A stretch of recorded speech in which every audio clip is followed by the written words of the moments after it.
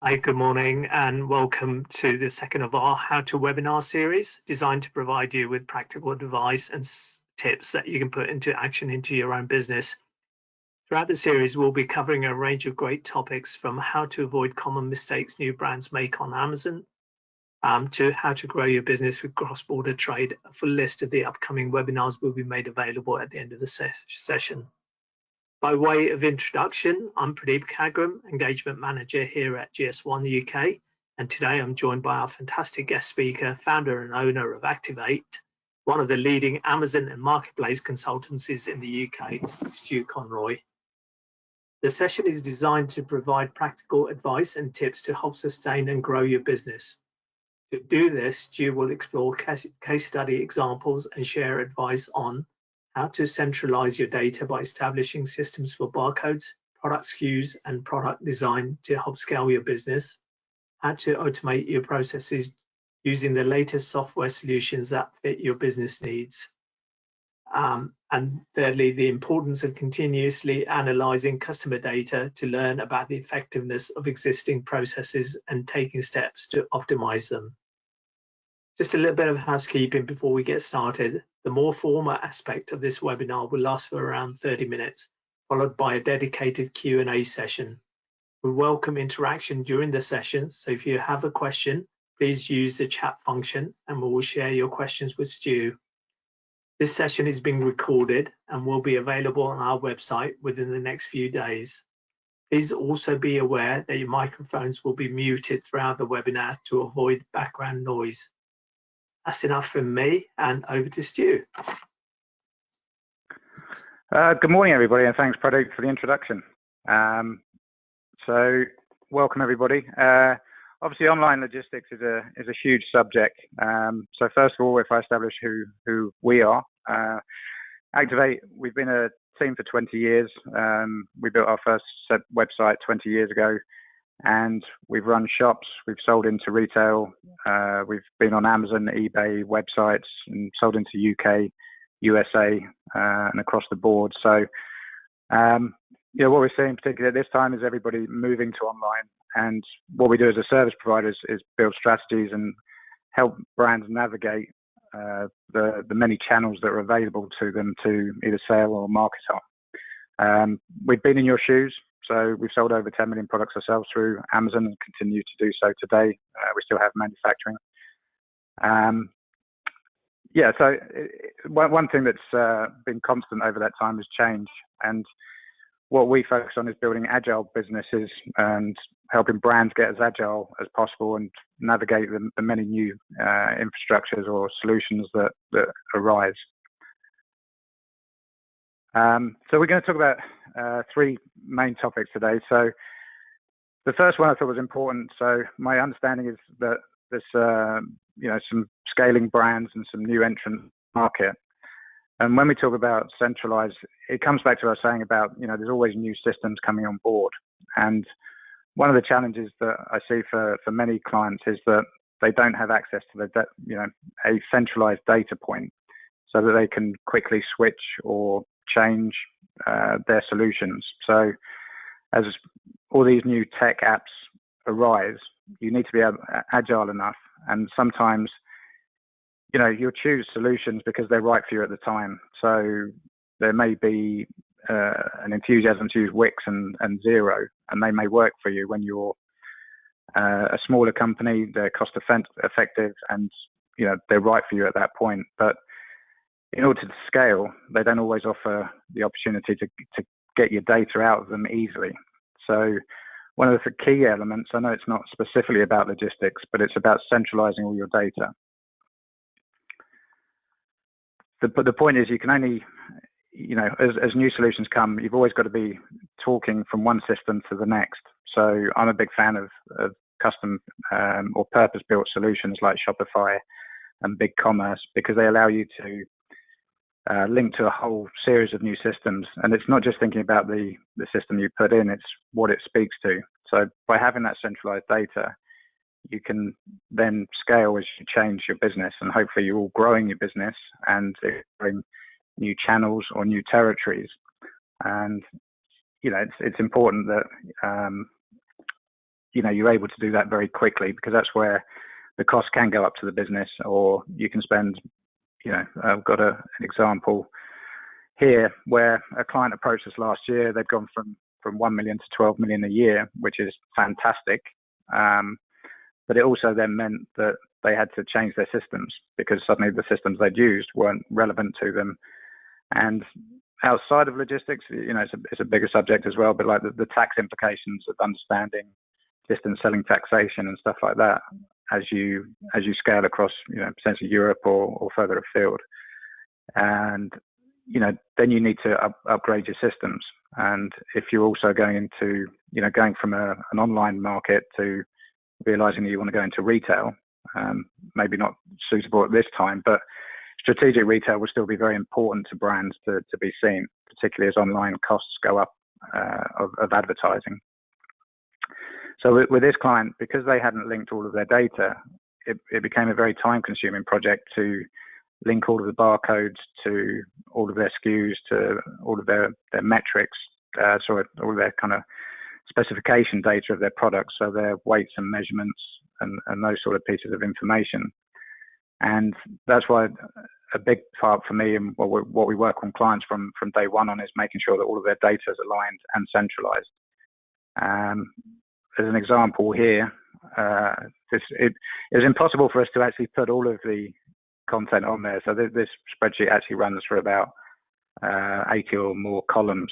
But we have a backup CSV. As I say, Excel's not changed in all the time that Amazon's appeared and eBay's appeared and Facebook and Instagram. And again, it's important that if we're looking at the next 3 to 5 years, we've got the likes of Instagram, WhatsApp, Facebook, that are all going to start being commercial transaction platforms. So, on Instagram, you're going to be able to, customers going to be able to buy the product, not necessarily having to jump over to a Shopify website or a separate website. So again, it's important to know what data you have there so that you can easily identify, the opportunities on those platforms, but then pulling that into a central system as quickly as possible. So developers of software are going to have to adapt to these new channels and understand what they, how they interact with them. And the more centralized your data, the easier it's going to be able to navigate those changes and take advantage of new platforms as they arise. Just one, logistics can seem like it's, a secondary thing to sales and marketing. But to give you an example, one of our clients started selling into Korea, and before Christmas, we were able to save them £600 on their weekly ship of postal deliveries into Korea. So based on their forecasts pre-coronavirus, that was equating to about a £30,000 saving, which to me is an employee or a load of marketing money that you've got to then grow your business. So it's important. It's not as sexy as all these videos telling you can 10x your business and be an instant millionaire in front of a Ferrari, if you've seen those pop up on Facebook and Instagram. But the cost savings you can make in logistics are huge, and will allow you to spend that money on getting awareness to your products, whether that's on Amazon or on websites. So the other part of or a key point is automation, and I think it's important to understand, as I said earlier, not just what system you start with, but what you move on to. Or if you're going to scale, I think as founders, I never did it, but I learned over the years, you have to plan to succeed. So it's not so much what you're doing today and is the system right for you today. Is it right for the next 3 to 5 years? And it's difficult for any of us to know what technology will be out in 3 to 5 years' time. So we have to, again, it's blending this centralization of data so you can move your operations very quickly if you need to, or if you become aware of a new solution that's more suitable to your business. You want to be able to move quickly. The second part is that as you move to those systems, is making sure that they're right for you and allow you to scale, and they feed into your existing systems. So the whole goal is always to reduce those manual processes, which may sound quite simple, but it's the impact that has. So 12 years ago, we had a warehouse management system company approach us, a company called PeopleVox. At the time, I think we had about 18 people picking and packing and an overworked team of 4 customer service people. This, technology's moved on a hell of a lot in the last 12 years. But what we had at that point was, lots of orders coming in, picking them, getting them out, but making too many mistakes, which meant we needed, it's all self-fulfilling. So we needed more customer service people. And when we put the PeopleVox system in, we reduced our headcount in the warehouse by half and reduced our customer service headcount by half. So again, huge savings, which it looked like a sizable investment in the system at that time, but the savings were, phenomenal compared to the investment that we'd made. And, just using the systems that are available, they may seem like they're expensive, but, once you factor in not putting them in and the extra resource you need, plus, customer dissatisfaction that you're not getting the picks right. We have 0 failure rate now in our picks because it's all fully automated, where, when we scaled, the systems weren't there, and, we spent more time firefighting in our business than actually pushing the business forward. So finding the right provider for that, we put an example here of Parcel Hub. So I never knew about Parcel Hub until probably 3-4 years ago, and we had separate accounts for a number of different providers. So from Royal Mail to DHL, UPS, all of these types of providers. Now, Parcel Hub, this isn't an advert for them. It's a company. There are other solutions, but to me, they're just a fantastic organisation, and it allows us to very quickly move from Royal Mail to My Hermes to DPD. Any of these couriers, I think they worked with about 12 couriers, and particularly when we've seen, this time, it's interesting to me looking at some of the data. Royal Mail, if you look at that as an organisation, all self-employed, they do a fantastic job, but they've got high sickness rates at the moment and people taking the time off. Whereas My Hermes is a owner, they're all self-employed. So My Hermes does get a bad press at times, but I'd say for us, they've been phenomenal during this period. And again, I think it's understanding the structures behind some of these companies. Nobody could predict a corona or a pandemic, but being able to easily switch from one solution to another. Over the years, we've seen snowfall, postal strikes, all sorts of different things impact delivery programs. And it may seem like, well, I don't need it. I'm fine. I'm with Royal Mail. I'm with DPD. I don't need any backup. But we're always trying to be risk averse and make sure that if something doesn't go to plan, that we're able to switch very easily. So these are very cost-effective solutions, and you can still have your own accounts with the providers such as DPD and use the Parcel Hub software, but it links into a whole range of warehouse management systems and websites to make that whole process easy. So, as I said, nobody could predict a pandemic. Part of what we do is because we've been through warehouse fires, Icelandic ash clouds, Amazon suspensions, you name it, we've probably been through it over the last 20 years. And, what we try and pass on is our hindsight, so that you don't have to go through the same pain points. And these systems or solutions may seem, well, it's not right for us, but a common thing we hear from clients, particularly startup, is that, well, we're not at that stage yet. And I get that, but I would go and visit some of these locations where the systems are in, so what's possible if you need, if you get that growth and you need to go and use one of these systems.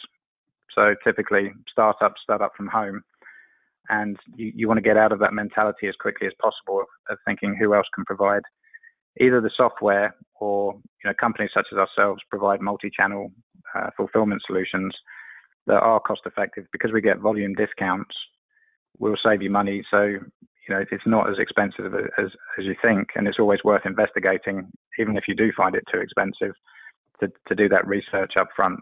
So always be ahead of the curve.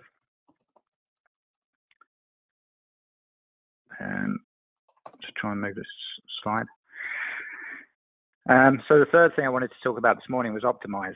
And when we're looking at logistics, when we're looking at modern business, there's never been as much data available to us ever, and in a timely fashion. So within it used to take me 45 days to get all of the data back from all of the different countries and different platforms that we were selling on. And now we can do that within half an hour of transaction, and that makes it actionable data. You might not be a fan of, I'm not an analyst, but thankfully, all these smart data science people have put all these systems together that make it very easy for us founders to just log in, see that our key performance indicators are on track, and then take action if, do more of what's working well and do less of the stuff that's causing issues. And when we look at logistics, it is just constantly learning from the data that's coming back to you. And it might not be things that are on your radar, but we did lots of audits for clients where we looked at what was causing the customer service in the logistics area. And there's a term called WISMO, where is my order, which is the most common reason that customers will get in touch with you and want to know, where's my order.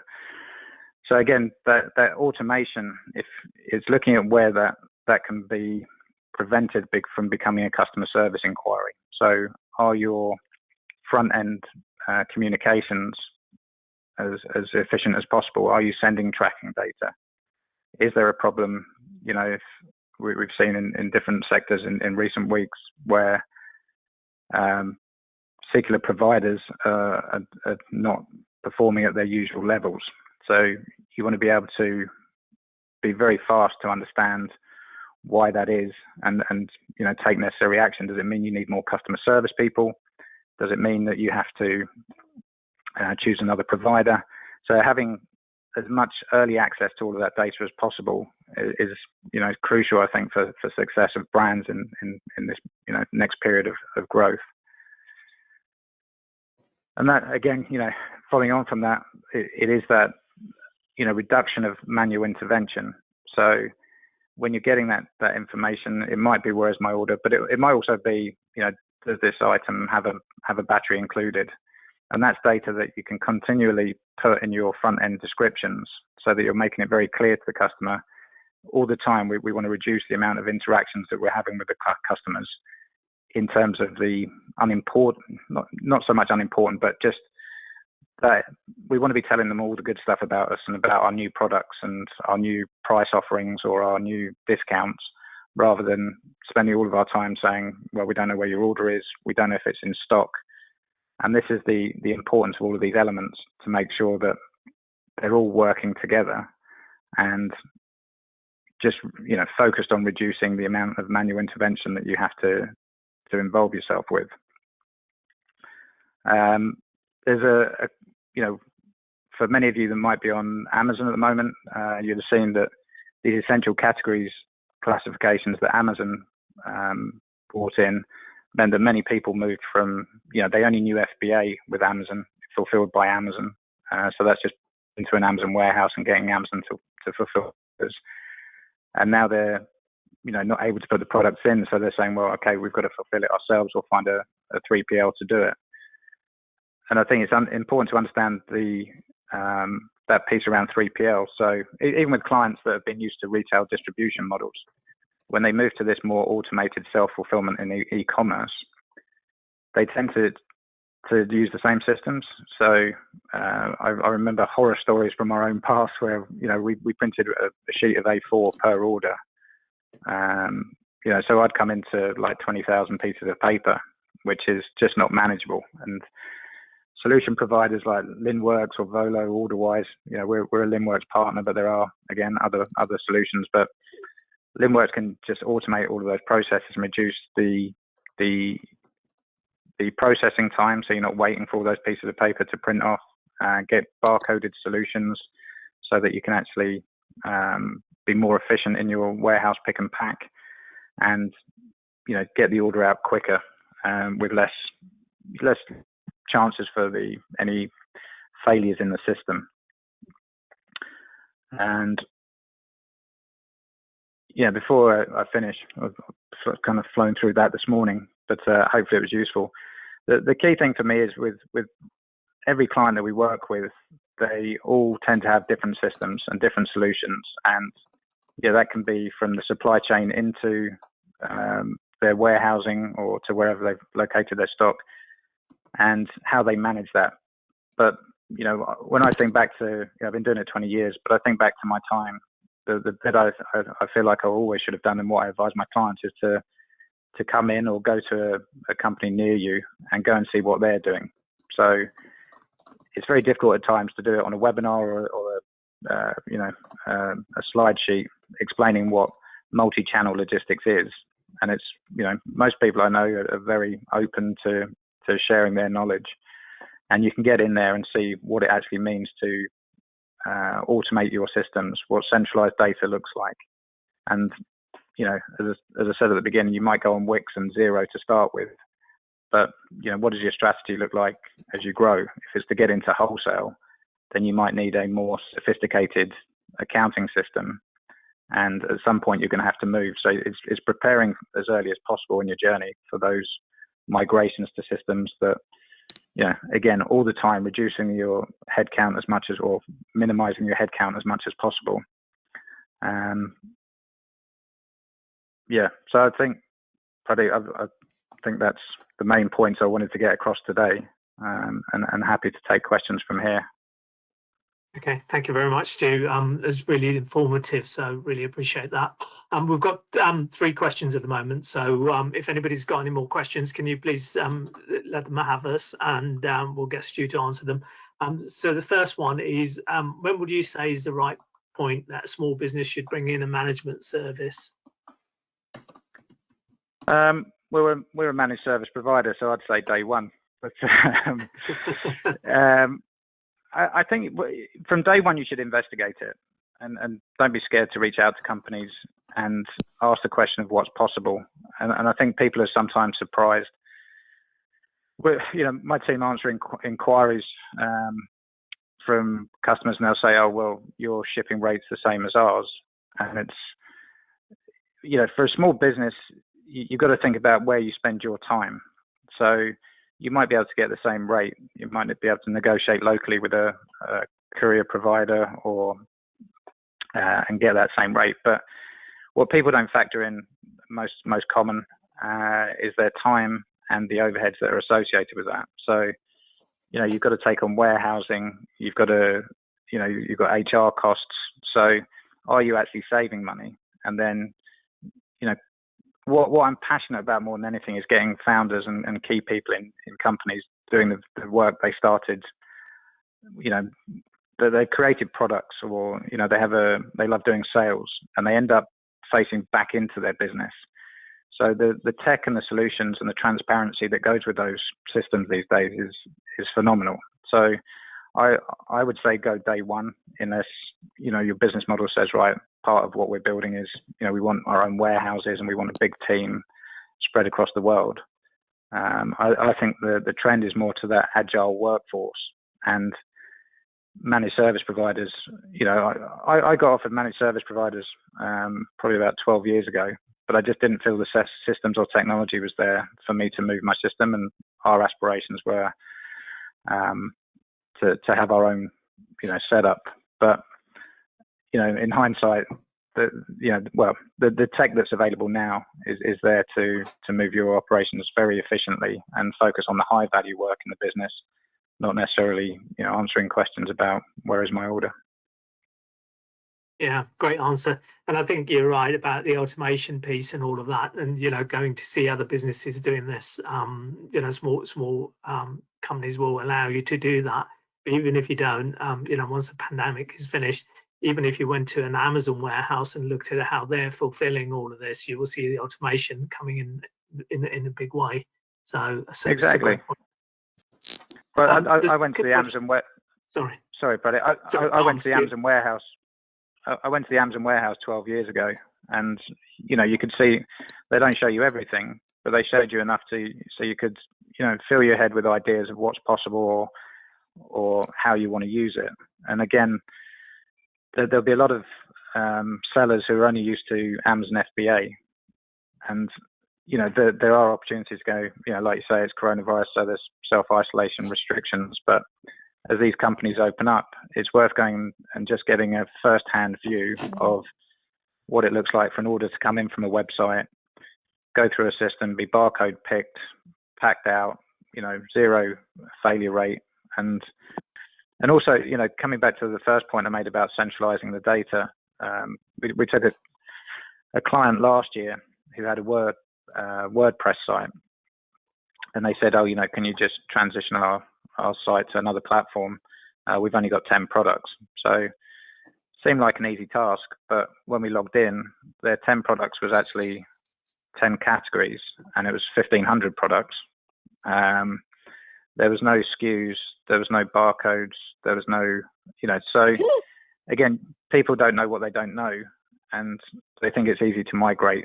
So it's just important to understand all of those things. And even in Amazon itself, that people understand FN SKUs and what that means for FBA, and as much as you can link all of that data centrally and backed up, then you can move to any system, or you can make sure that your data is consistent across the platforms as you scale across more platforms and more territories.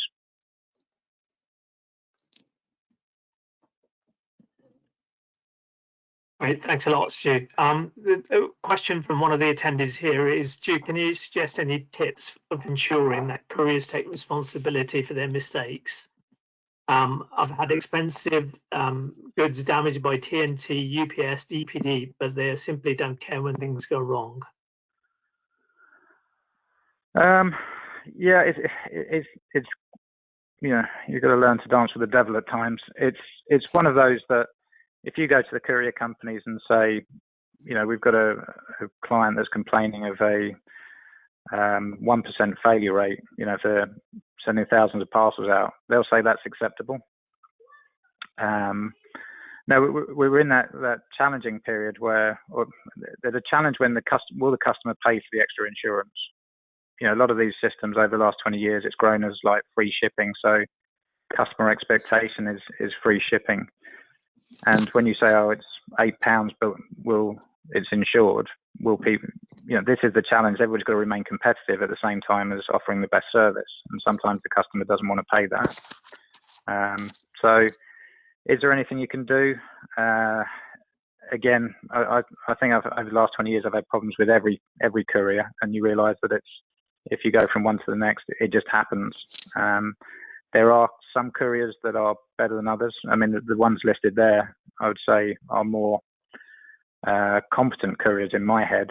But again, it can be, a bad area. It can be a bad driver, and having that data to hand to raise it is essential. But then, will they take action? I think if they find it in their acceptance of tolerance for lost items, then they tend not to be as forthcoming in helping as you may hope. And even Royal Mail, I don't know. We've seen so many packages. Italian mail, for example. I'm sure there's an Italian postman who's built a house out of our phone cases over the years, just because how many we were losing in the post over there. But again, that's why we'd only use certain providers in Italy to make sure that the products get there. And you've just got to factor it into your margins that there will be those items that go missing, those items that are damaged, and can your business remain competitive and still have insurance added onto that delivery charge? But I think it'll change over time, but it's something they don't make easy to even claim if something does go wrong. So it's just something that you do your best to complain and work with the right authorities or right people within the organisations. But it's thankfully I'd say it's a small number, but it can get frustrating. And if it's significant, then the courier companies will take action.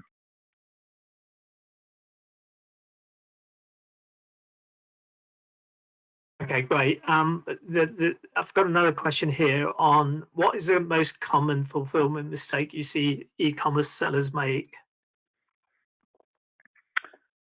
I guess it depends where they are in their journey.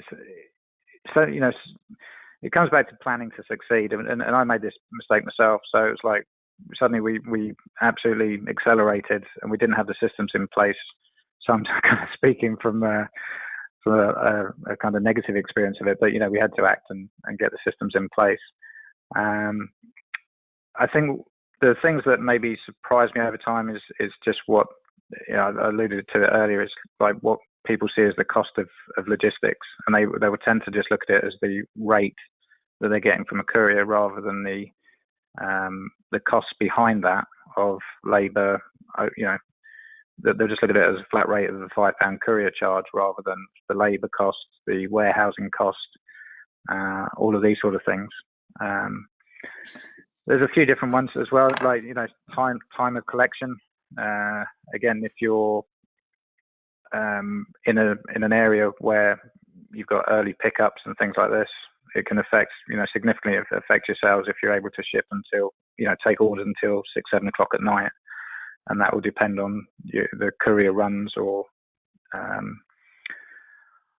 sort of thing. So there's many factors, but just being prepared, and also it's something that you've got to be learning the whole time. We do a lot of projects of setting up brands in the US from a risk managed perspective. So we will ship orders from the UK next day into the US, and it's actually cost effective.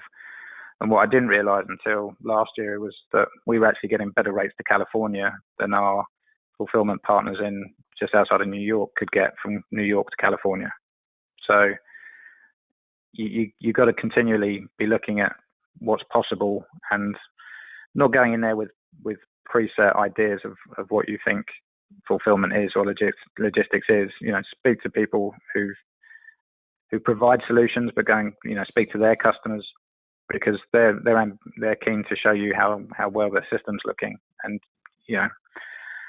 if you use that to your advantage, you can go and get some valuable insights from customers who are using these systems or have things that you haven't considered before, and it'll allow you to plan your route a little bit better.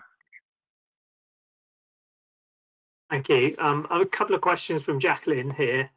Is there a simple way to assign systems for barcodes and product SKUs that you can share with the audience? That's one, and then I'll ask you the second one after.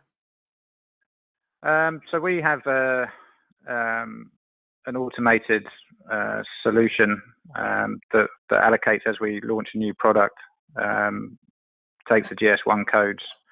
On that side, we still use a company called Volo.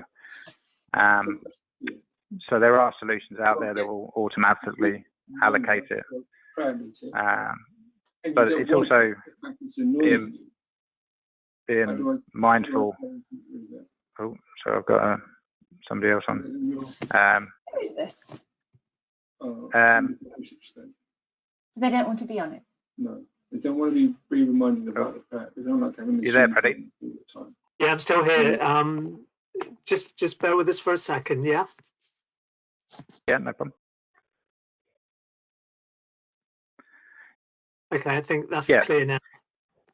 Yeah, so it's one of those that, depending on how, is it worth using that software? It depends on how many products you're launching each year.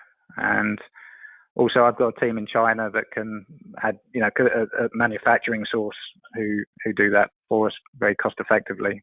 But yeah, we use Volo, but there's other solutions out there. So it's more, I'm sure a quick Google search would find companies that do that, but it depends on the size of, how many new barcodes you need. And over the last 20 years, we've seen it where, people weren't actually building their own brand. So, and if I go on the forums, it's always full of questions of where do I get my barcodes from? Now, whether it's just good fortune, we came to GS1 probably about 15 years ago and, came to the experts first of all. But, lots of people are, unfortunately, there's people selling barcodes and those sort of things that get shut down on Amazon. So obviously we're on a GS1, so I'm going to say GS1, but we've had a great relationship with GS1 for pretty much 15 years, I think it is. And that's the main thing, is getting the right barcodes. Thank you for that plug. Second question is, I created our own product SKUs for my website and now Amazon, but I'm not 100% sure I'm doing this correctly, so it all falls into place with other systems. Can you answer that one?